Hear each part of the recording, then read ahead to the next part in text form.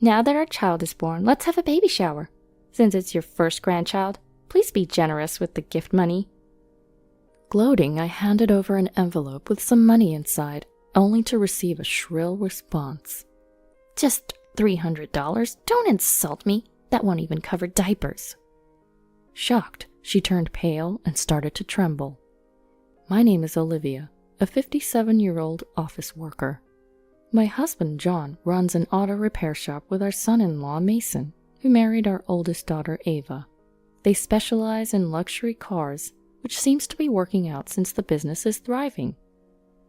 With a lot of demand from luxury car dealerships and high repair and inspection fees, Mason often cheerfully remarks, "You're really good at business. I need to learn from you and work hard too." Mason and Ava got married 5 years ago. He was originally an average office worker, but had a fondness for cars. He got his mechanic's certification and started working under John. We don't live together with our daughter and son-in-law, but since Ava recently started working at her husband's garage as a secretary, we see them almost daily.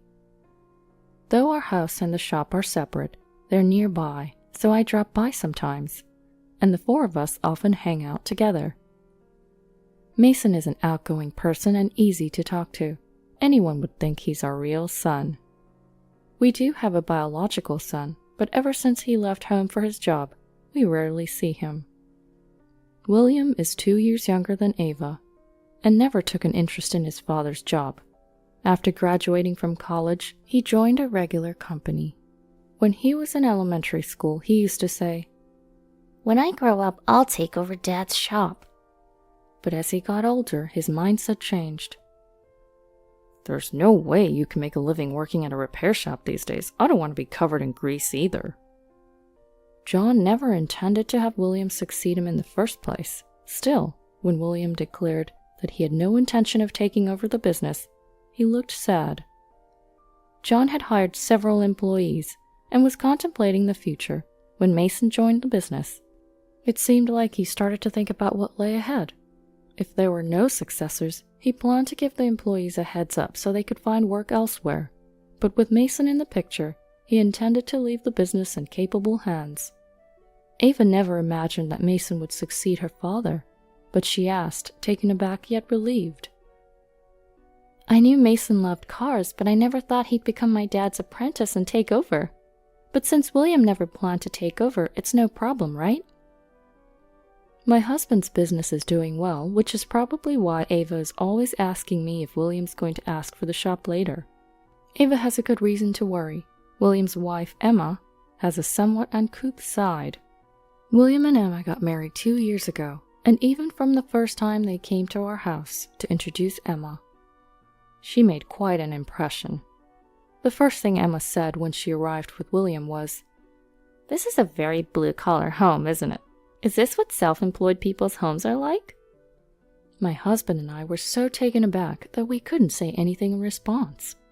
Ava, who was also present, seemed to be infuriated and immediately retorted, "Who do you think you are? What are you saying to your fiancé's parents?" However, Emma stood her ground, saying, "I'm just expressing my true feelings. Please stop picking on me before we're even married." I tried to calm down the two women who were about to get into a fight, and attempted to proceed with the marriage introduction.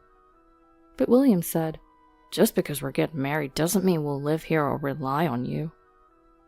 It seemed like William was not pleased with Mason helping out with his father's job and getting along well with us. Since Ava and Mason got married, William seemed to want to distance himself from us even more. Mason also didn't join us that day out of consideration, but William made a sarcastic remark saying, "Ava's husband isn't here today, huh? I thought it would be embarrassing if he showed up all greasy and dirty like he usually is. I'm relieved he's not here." Although he said he wouldn't take over my husband's shop, he might not be happy that Mason, who isn't related by blood, would be the successor. Upon hearing William's words, I felt angry and retorted, "Are you jealous of Mason? You were the one who said you wouldn't take over your father's shop." As I raised my voice, my mild-mannered husband calmed me down, saying, "Don't get so angry, everyone. Since William's fiancée came to introduce herself, let's try to get along." As this was supposed to be a happy occasion, I also held back my anger and kept quiet, but then Emma said, "I don't mind. I've no intention of getting along with you anyway." She spoke to us as if she was looking down on us. Ava and I, who had started to calm down at my husband's words, got angry again. Ava and I gave Emma a stern look, but she seemed to find it amusing. "You common folk are so quick to anger. As someone from an upper-class family, I've never been angry before," she said cheerfully, boasting about being from an upper-class family. According to what William had told us, Emma's father is the director of a large company. I guess that's why she refers to us as common folk. The thought of such a woman becoming our daughter-in-law weighed heavily on us. Even my husband seemed to think that under such circumstances, a marriage greeting would be impossible. So he suggested to William and the others, "How about we wrap this up for today, seeing as this was just a meet and greet?" The two of them hurriedly left. After they had left, Ava was still fuming. What was with that woman? She was boasting about being the daughter of an upper-class family. Just because your father's a company director, she can't get too ahead of herself. Even my husband, who had been trying to calm us down, seemed to be stunned and said, "William sure has a tough person to marry. I'm worried about what's to come." Sighing, he told us about how Emma had been a handful during the preparations for the wedding. The day before the wedding, Emma purposely came to our house and said, "Please make sure to wash yourself and your hair clean, since you work at a mechanic shop, future father-in-law. And please make sure to wear a dress that won't embarrass you, future sister-in-law. You do realize you're an ugly sister-in-law, right? So at least make sure your appearance is decent." She said this in a snide tone. I was about to yell back at her in anger, but my husband responded politely. "Understood. We'll make sure not to cause any trouble." Emma seemed taken aback by this. She must have wanted to say more nasty things and watch us get angry. But she seemed to be unsure how to react to my husband's response and left with a dissatisfied look on her face. At the wedding the next day, Emma came in front of our family and said, "It's embarrassing for everyone to know your relatives, so please behave. And also, this area smells oily, and it's all because of you."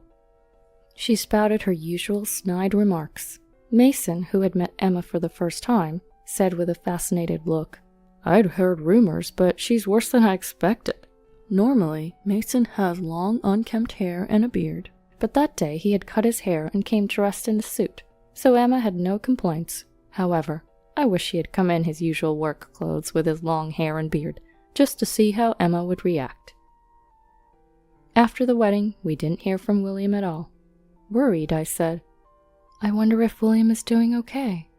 To which my husband responded, "No news probably means he's doing fine." I was worried too, but if we contact him, that wife of his might get angry. "Let's wait for them to contact us," he said, sounding resigned. When they had come for the marriage greeting, they had clearly declared that they did not want to associate with us, so it was hard for us to contact them. 2 years passed without any contact from William. But Emma's behavior at the wedding still came up in our conversations, whenever my husband and I and Ava and Mason were all together for a meal.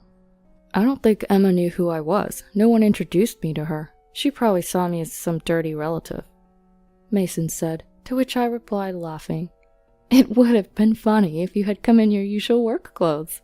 With your messy hair and beard, she might have kicked you out." Everyone laughed heartily at this. At the wedding, the atmosphere had been so tense that no one had introduced Mason to Emma, and Mason had missed his chance to introduce himself. By now, Mason had completely blended in with our family, and it felt like we had a wonderful son even without William. Then all of a sudden one day, a heavy snowfall caused cars to get stuck everywhere. At my husband's shop, they received requests from customers to tow their cars, so they were very busy. The employees split up the work and attended to them. My husband and Mason had gone out on a request from a foreign car dealer my husband deals with, but when they came back from finishing the job, they both seemed downcast. Ava, who was worried, asked Mason what was wrong, but he just said, "No, it's nothing." He spoke as if nothing had happened, so I didn't think much of it. Then a few days later, William and Emma suddenly showed up at our house, and Emma was holding a baby in her arms. Seeing the baby sleeping in her arms, I couldn't help but break into a smile. And Ava, who happened to be visiting, also smiled and said, Emma, you had a baby?" She reached out to touch him. Ava recoiled from Emma's hand, yelling, "Don't touch her with your dirty commoner hands. The smell from the oil will rub off." Seeing the baby made me forget, but indeed, even as a mother, Emma has not changed. I realized that as the atmosphere grew tense as usual, Emma said, "Now that our child is born, let's have a baby shower. Since it's your first grandchild, please be generous with the gift money." As she spoke in her usual sarcastic tone, I put $300 in an envelope and handed it to Emma on the spur of the moment. If I had known beforehand, I would have prepared more adequately, but she came so suddenly that I didn't have time to prepare money or ask what she wanted, so I could give it to her later. Snatching the envelope from me, Emma immediately checked the contents and shouted, "Are you kidding me? Only $300? That's not even enough for diapers." Really loud. My usually mid-mannered husband suddenly took the envelope back from Emma, saying, "Don't you disrespect us. The father of that child isn't William, is it?" He yelled back with a ferocity I had never seen in him before. Moreover, he started saying that the child's father wasn't William, which left me utterly confused. At the sound of my husband's yelling, Mason, who had been in the back room, came in looking puzzled, but upon seeing Emma, Mason looked shocked, and when Emma saw Mason, she too looked startled and quickly tried to hide her face. Seeing Mason, my husband said, "Seeing Mason, does that jog your memory? You'll remember him from when we towed your fancy minivan during the heavy snowfall, especially since you were complaining to Mason. I bet you haven't forgotten his face." He addressed Emma, but Ava, William, and I still didn't understand, and we were all surprised. "Is the president you were with at the time doing well? Please tell him for me that if he's going to have an affair, he should do it when it's not snowing, or else he'll get caught." This was even more incomprehensible, but hearing the word affair, Emma and William's expressions suddenly hardened, and Ava and I looked at each other in disbelief. Emma hastily denied it, saying, "But what are you talking about? The heavy snow, the affair? You're not making any sense." But she was clearly flustered, a far cry from her usual self. At my husband's signal, Mason brought out his phone and started operating it. In the meantime, my husband explained to us, "On the day of the heavy snowfall, Emma and some president got stranded in a luxury minivan, and Mason and I went to rescue them. I didn't recognize Emma at first, but it struck me as odd that there was a baby in the car. I was wearing a mask, sunglasses, and had a helmet on, so she probably didn't recognize me. Mason, on the other hand, had long hair and a beard, so even with a mask on, you must remember him." When my husband finished speaking, Mason said, "Everything is on our car's dashcam, so she can't deny it." He showed his phone to Emma. Emma, seeing the screen, gasped and immediately turned her face away from the phone, and Ava, William, and I stared at the screen. Indeed, Emma and a man we didn't recognize were complaining to Mason. "We have a baby on board. Move it already, you slacker." Emma was yelling in the screen. While my husband and Mason were putting chains on the expensive minivan, Emma and the unknown man were whispering to each other. My husband, with a scary look on his face, said, "The dashcam doesn't record sound, but I heard everything. William is such a fool for believing that the child is his, you guys said. Well, Emma, you're the fool for talking about your affair right in front of your father-in-law without even realizing it." As he was speaking, "Emma, what are you saying? Is this all true? Tell me." William suddenly yelled out. Emma stammered. Of course it's a lie." She answered with a forced laugh, but the paleness of her face seemed to say otherwise. Responding to Emma's excuse, Mason chimed in. "Didn't you say that you'd divorce William at the right time? I clearly heard you. You also said you'd make sure to get child support, right? You sounded pretty pleased about that." Mason also started speaking the truth. Upon hearing this, Emma became agitated, her hands shaking as she held her baby, and the baby started crying. Seeing her crying baby as an opportunity, Emma exclaimed, "Look what you did. The baby's crying because you're all mean to me. Enough is enough. I'm going home today." Saying this, she left William behind and stormed out. The abandoned William turned even redder in anger than the baby, but once Emma was gone, he seemed to calm down a little. "Dad, is what you said earlier true?" He asked his father for confirmation again. His father silently nodded, and Mason added, Emma's lover is the president of a company that does business with our shop. I heard from some dealers that Emma accompanied him when he came to buy a car. Apparently, he bought a minivan because they were having a baby." He explained in detail. William buried his head in his hands and crouched down, but later, a DNA test proved that the child was indeed not William's. William immediately filed for divorce, but Emma, on the other hand, "Marrying a commoner like you was my mistake," she yelled defiantly. But the DNA test results showed that the father of the child was not the president, another lover, causing more confusion. It seemed that Emma had cheated with another man, and the child was apparently his, but the man was married. William claimed compensation in the divorce proceedings against Emma, but also sought compensation from her two lovers. Emma's family, who had boasted of their high-class background, turned out not to be that wealthy, and apparently had to borrow money to pay the compensation in the divorce proceedings. The reason she had an affair with the president was her aspiration for a high-class lifestyle, but unfortunately, Emma's remarriage with the president didn't happen. Far from remarrying, she was claimed for compensation for breach of engagement on his part. After parting ways with Emma, it seemed that William had developed a distrust towards women. "I'll never get married again," he declared, starting to live alone. For my husband and I, our first grandchild turned out to be an illusion. However, we soon found out that Ava was expecting a child, and we as a couple were overjoyed. Mason, in a light-hearted joke towards my husband, said, "Rest assured, the baby is definitely mine." When the baby comes, we're going to start living together with Ava and Mason.